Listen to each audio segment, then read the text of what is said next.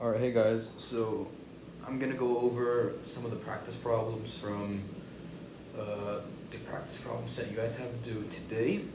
Alright, so going through question 1. The DNA polymorphism table below shows an alignment of 10 sequences, each 24 nucleotides or 8 codons long. This sequence lies within a protein coding exon. The sequence lies within a protein coding exon is shown within frame, and the sequence depicted is the codon or the non-template strand. The period in each sequence, 2 to 10, indicates identity with sequence number 1. Recall that when an SNP variant is present in only one of the sampled sequences, we refer to this as a singleton. We use this data to answer the following questions. Alright. Sorry, I was getting distracted by people walking. Anywho, what fraction of sites in this sequence alignment has variations in this sample? Alright, so how would we calculate this? Right off the bat, we know that we are given a total of 8 codons. As you can see it right here. We have 3 codons per each, we have 3 positions per each codon. So that gives us a total of 24 positions, or 24 nucleotides. And looking at all the SNPs that are present, we see that we have a total of 10 SNPs present. 1 here, 2, 3, and it goes throughout. So simply, we would take the number of variations that we have, which is a total of 10 variations, over the total number of nucleotides, or the total number of positions that we have, which is 24. And that gives us 0.4167. What fraction of polymorphic sites, SNPs, are non-synonymous or change the amino acid sequence? In order to find this out, we would have to take all of these different variants. So this was the original genotype for sequence number 1, or for codon number 1. And these are here all the different sequences. Here we have a switch between the C and the T. So what we would do is, we know that this right here is the non-template strand, or the coding strand. Since we know it's the coding strand, what we'd have to do is convert this coding strand from DNA to RNA, and then simply we would just convert that into amino acid. So here we have ACG. Whoa. I wrote that down here. We convert ACG to a T, and that gives us SIR to SIR. So the amino acid stays the same, and we do that throughout all of these sequences, or throughout all of these different codon sequences, 1 through 8, seeing all the different possibilities that would arise. Out of all of these, we would see that these 3 highlighted in green. Oh! Sorry, that was not me, that was someone else. I don't yell like that. We see that only these sites in green have changes in the amino acid. So if we were to write it out, we see that site number 4, 7, and 10 change the actual amino acid sequence. So that's 3. So these are 3 out of the 10 sequences that change the amino acid, which result in us having 0.3. So the fraction of polymorphic sites would be 3/10, simplified down to 0.3. Alright, going on to question 3. For the sites with non-synonymous polymorphisms, what is the frequency of the minor alleles in the sample of 10 sequences? Alright, so for the sites that result in a different amino acid due to this change, what is the frequency of the minor allele? So what is the frequency of the allele that occurs resulting in the difference? Oopsie. No! Alright, let's leave that there. For these right here, what is the frequency of the minor allele which results in the change of the amino acid? We see that here we have one change, 1 out of 10 of them change, so that's 1 out of 10, so that's 0.1. Likewise, if we look at this sequence right here, we have 1 change, 1 out of 10 equals 0.1. And so the minor allele is the allele that occurs to a lesser amount as compared to the other allele. That is what the minor allele is. again, this right here we have one change, so that'd be 1 out of 10, which equals 0.1. So the minor allele frequency for these nucleotides would simply be 0.1 for the non-synonymous. That's not 0.1, 0.1. Among sites with synonymous polymorphisms, what fraction have a minor allele frequency that exceeds 0.1? All right, so all these other sites, so we're going to exclude all of the non-synonymous mutations. So we're going to exclude this, exclude this, exclude this. Taking our total down from 10 sequences, no.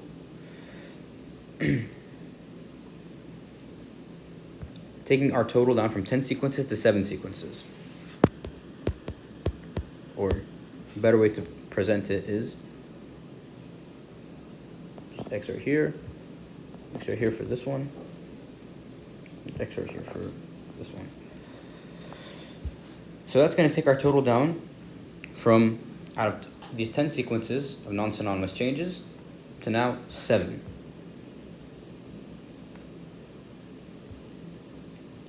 So now we have a total of 7 over whatever it may be. If we look at all the synonymous polymorphisms and we want to see how many of them exceeds, how many of their minor allele frequencies exceed 0.1, we simply have to look at all the non-synonymous, or not all of the synonymous mutations. Here we have one of the synonymous mutations. We have 4 right here, which means that would be 0.4 for the minor allele frequency. Here we have 0.5. Here we have 0.2.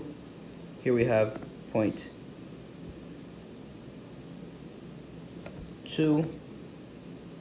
Here we have 0.1. So this right here, let's highlight it. Tell us that here we have one that has 0.1. Here we have 0.1. All right, this is again. And here we have 0.2. So out of all the synonymous mutations, we have 1, 2, 3, 4, 5 of them that exceed a minor allele frequency of 0.1. So we would take 5 over 7, which equals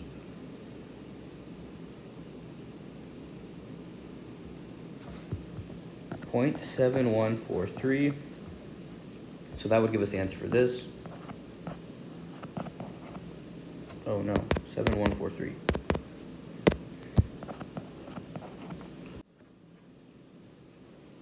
The video cut out, so here's to lead off of where we were headed to. All right, for question 9. The picture above depicts an 8 gigabyte region of a genome to which sequencing reads generated from sequencing mRNAs have been mapped. Each small horizontal line represents a single sequencing read that has been mapped, i.e. aligned to the genome sequence. The numbers below indicate positions in bases along this region of the genome. This region of the genome is thought to contain a gene that codes for a protein that's 565 amino acids long. What gene structures lies between bases 3512 and 3932? So 3512, 3512. What is this right here? We can see that it has been coded for, so that's going to tell us that this is an exon. What gene structure lies between base 3932 and 5000? So this empty space right here, since nothing has been coded for, that tells us that this right here is an intron, meaning that it was spliced out. What is the predicted length of the combined 5' untranslated region and the 3' untranslated region? Okay, so right off the bat, we are given a piece of the genome that has been sequenced from mRNAs that have been mapped. So this tells us the difference from the mature mRNA and the original DNA sequence. So we can see that we have this sequence right here. This is coded for. This right here is not coded for. And we have all these different sequences that are coded for. And ultimately, we're going to result in an amino acid that's 565 amino acids long. Now, this is telling us, or this right here shows us the mRNA, the mature mRNA. it does not tell us what proteins were produced. It's not going to give us the amino acid chain. It's just telling us that the amino acid are 565 amino acids long, or the protein is 565 amino acids long. So we know that the ultimate protein is going to be 565 amino acids long multiplied by the nucleotides, which is 3 nucleotides per codon or per amino acid. That gives us a total of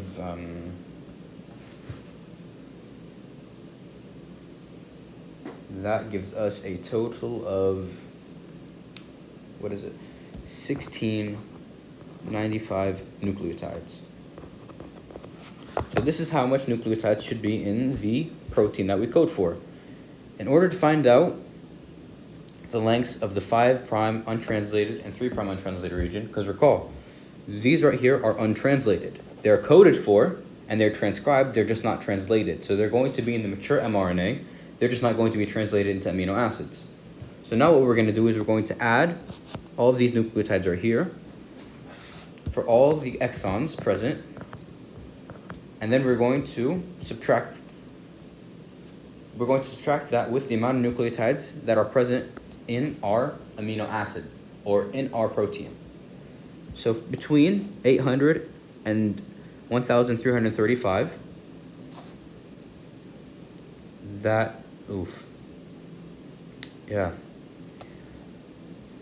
darn it, let's do some math.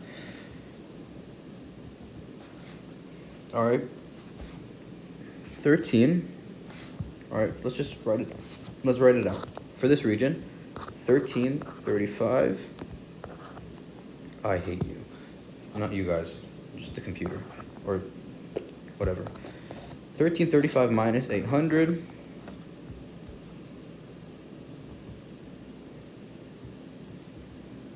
That tells us that this right here is 535 plus this region right here, 3512, or no, 3832 minus 3512.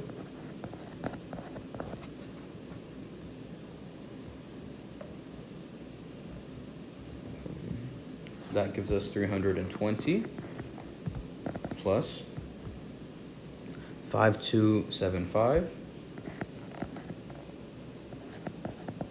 minus 5000, or yes, that gives us 275 plus 6200 minus 5844.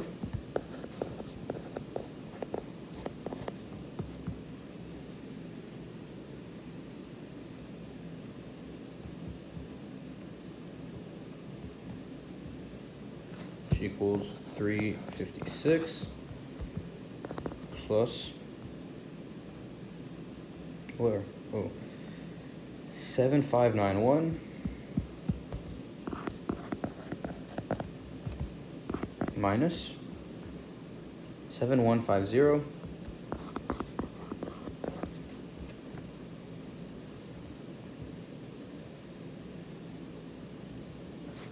which is 441. Now we add all these together and that will give us an answer of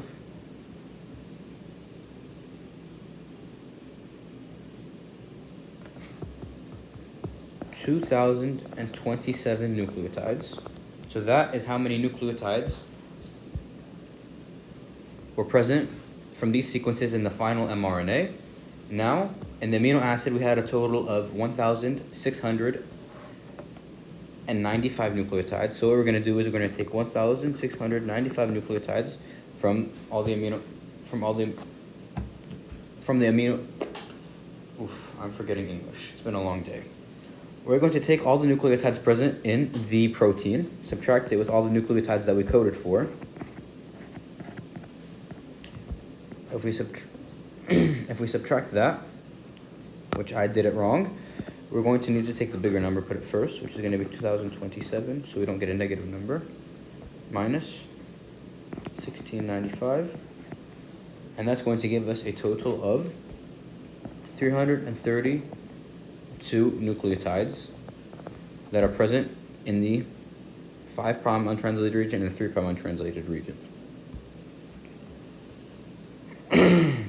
For question 10, three patients are prescribed a drug that is metabolized by cytochrome P450 enzymes. This drug can be administered twice a day, once a day, or once every other day. A genetic test reveals that at the CYP2D6 gene, patient 1 carries one pseudo gene allele and one allele where the gene is deleted. Patient 2 has one functional allele and 10 tandem duplicate copies at the other allele. And patient 3 carries two functional alleles. Assign a dose schedule twice per day, once every other day to each patient that will maximize the efficiency of the drug and minimize the risk of an overdose. Okay, so for patient 1, he carries a pseudo gene allele and another allele which contains a deletion for the gene. So the pseudo gene allele is not going to function properly.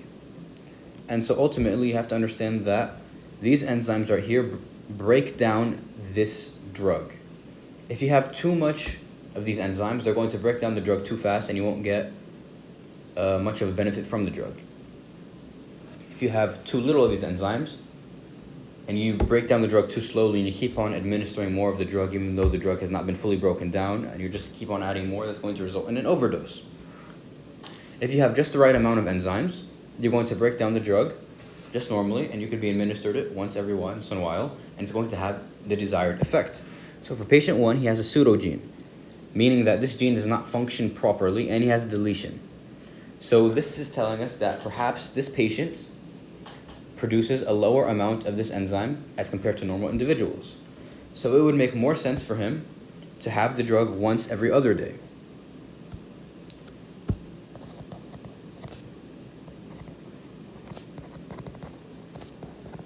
Since he does not have enough enzymes to break it down in a quick amount and we do not want to cause him to have an overdose. For patient 2, he has one functional allele and 10 tandem duplicate copies at the other allele. So he has 10 copies of this gene at one allele and he has one functional allele. This right here suggests that he produces more of this enzyme than a normal individual should. Since he produces more of this enzyme, he's going to break down this drug at a lot faster rate. So if you were to give him the normal amount, which let's say is 1 per day, which is the normal amount, once per day, he was going to break it down too quickly and he's not going to get the desired effect. So it would make more sense to give him this drug twice per day.